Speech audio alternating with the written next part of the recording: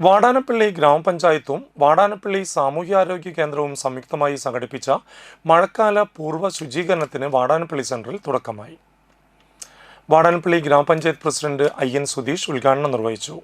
ഗ്രാമപഞ്ചായത്തിലെ 20 വാർഡുകളിലും അടുത്ത ദിവസങ്ങളിൽ ജനപ്രതിനിധികൾ, ഹരിതകർമ്മ സേനാംഗങ്ങൾ, തൊഴിലുറപ്പ് തൊഴിലാളികൾ, യുവജന ക്ലബ്ബ് പ്രവർത്തകർ, പൊതുജനങ്ങൾ എന്നിവരുടെ പങ്കാളിത്തത്തോടെ വിപുലമായ ശുചീകരണ പ്രവർത്തനങ്ങൾ നടത്തും. കൊതുകുകളുടെ ഉറവിടങ്ങൾ നശിപ്പിക്കുക, കിണറുകൾ ശുചീകരിക്കുക, ഡ്രൈ ഡേ ആചരിക്കുക, ശുചിത്വ ബോധവൽക്കരണം എന്നിവ വരും ദിവസങ്ങളിൽ നടക്കും. ഗ്രാമപഞ്ചായത്ത് വൈസ് പ്രസിഡന്റ് ഹേമലത പ്രതാപൻ അധ്യക്ഷത വഹിച്ചു.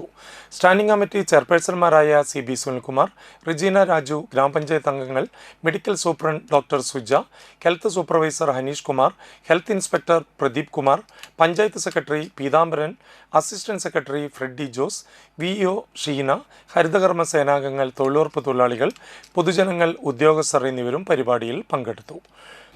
തുടർന്ന് വാടാനപ്പള്ളി ഗണേശമംഗലം മുതൽ ചിലങ്ക സെന്റർ വരെയുള്ള സ്ഥലത്ത് ശുചീകരണ പ്രവർത്തനങ്ങൾ നടത്തി.